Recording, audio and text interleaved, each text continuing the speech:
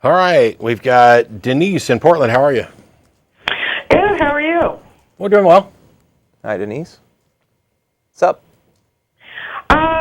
Well, I'm on a Facebook. It's called the Holy Bible page, and one of the atheists kind of challenged us to call in, so I did. And I am a Christian and make no bones about it. Okay.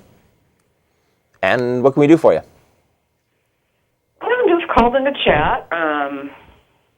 About anything in particular? No, well, it's really disheartening how many of the atheists are former believers, and I realize that. But I don't think they realize what's going to happen to them in the end. I think you're right. I don't think any of us know what's going to happen to us. In a literal hell. I'm sorry? And where are they going to end up when they die? I'll just be quiet. Have they thought about it? What, you say you believe in a literal hell? Yes, I do. And you think that we atheists deserve to go there? No. We don't? I don't Then want how to see come? anybody go. Then how come you, ma'am? Yeah, Denise? go ahead.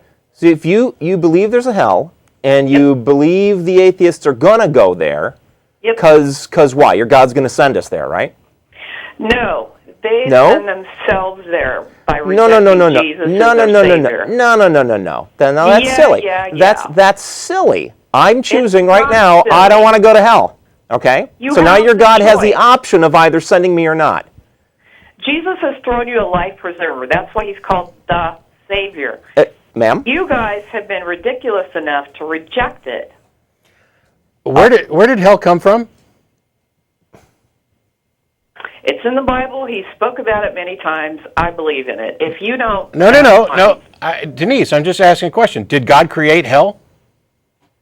Well, actually, God originally created hell for Satan and his demons. We weren't supposed to go there. Sure. So what determination was there in your religion? Why did God decide to start sending people to hell? I mean, you don't think... Again, he doesn't send them to hell. You guys send yourselves. Okay.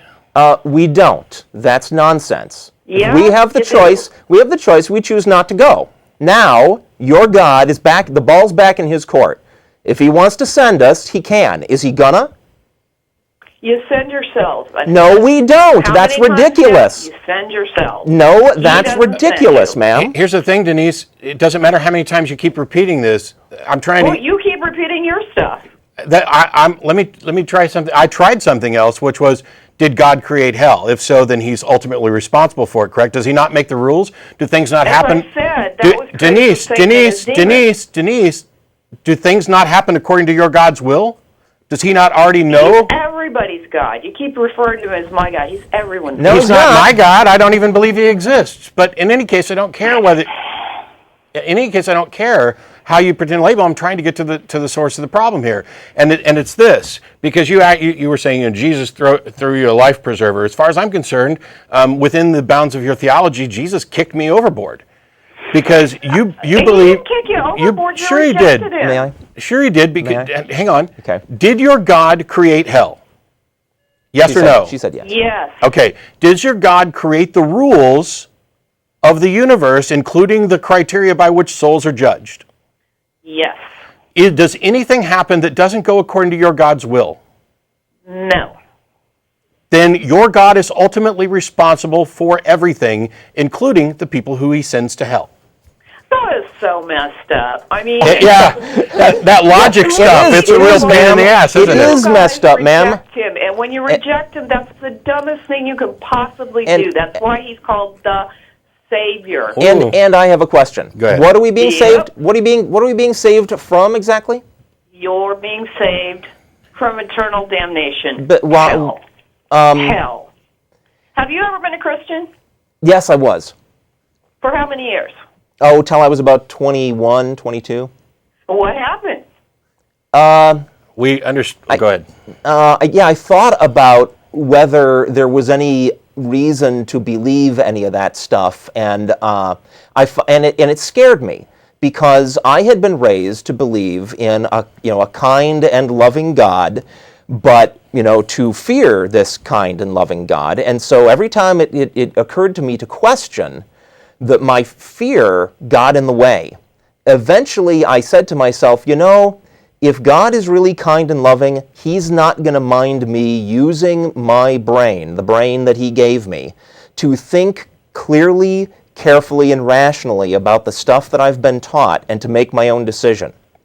And the moment that I realized a kind and loving God was not to be feared when I'm considering, rethinking my beliefs, that gave me the freedom to think clearly about my beliefs. And within a minute, I realized this is all nonsense. I'm an atheist. And I'll actually go one step further here. And even if I were to concede your what I consider to be a ridiculous framing that God doesn't send people to hell, people to send themselves to hell. Even if I were to accept that, I won't even necessarily go to the mafia boss analogy that I think is completely valid.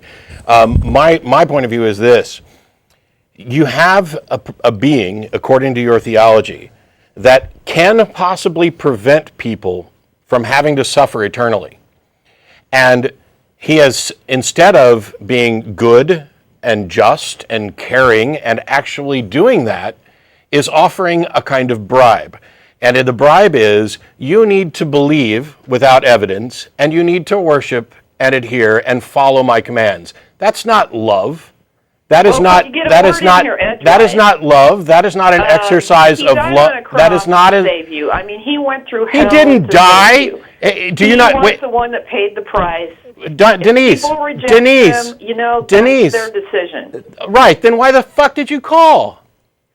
Excuse me? I just. You can't be a lot more civil to someone that calls in without using filthy language? Filthy language? Well, hang on. First of all, you called to tell us. This conversation is over. God bless you. I hope all of you see the light.